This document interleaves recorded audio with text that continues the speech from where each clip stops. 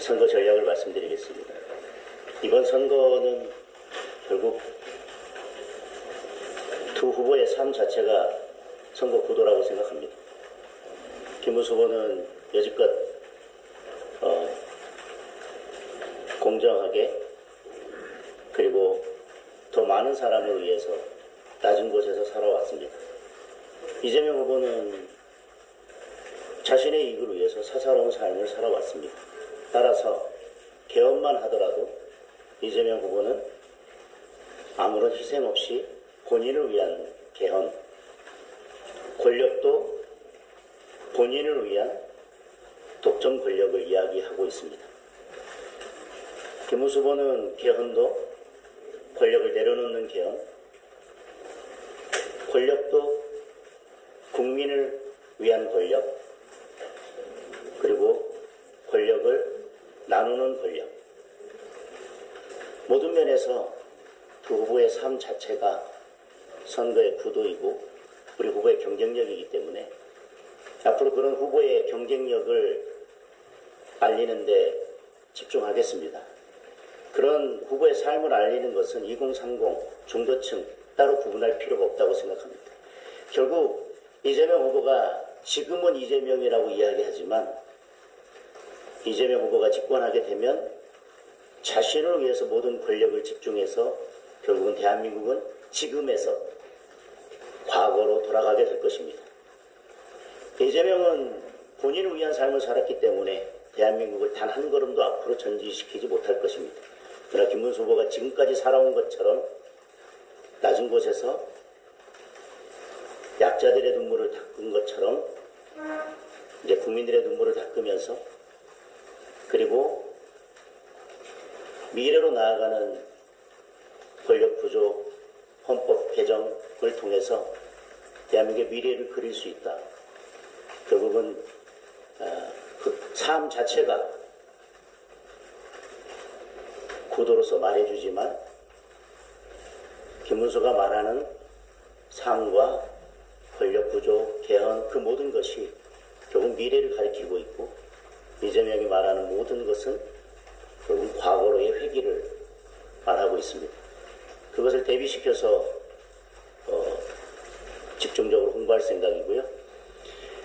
이재명 대표가 포퓰리즘 공약이나 어떤 이슈를 가지고 잠깐 지지를 올릴 수는 있겠지만 김문수 후보는 삶 자체가 그리고 그의 진정성 자체가 무기이기 때문에 김문수를 알아가면 거기에서 얻어지는 지지는 쉽게 바뀌지 않을 것입니다. 어떤 이슈가 오더라도 바뀌지 않을 것입니다. 따라서 김문수를 모르는 분은 있겠지만 김문수를 알고 안 찍는 분은 저희는 없을 것이라고 생각합니다.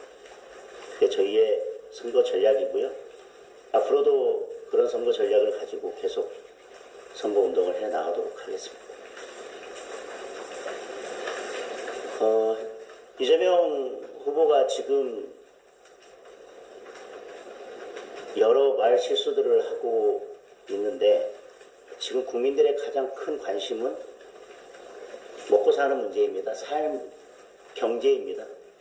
근데 먹사리즘을 이야기하면서 커피 원가 120원을 이야기했지만 저는 커피 원가 120원보다 더 문제가 되는 것은 커피를 8,000원이라고 이야기했다는 겁니다.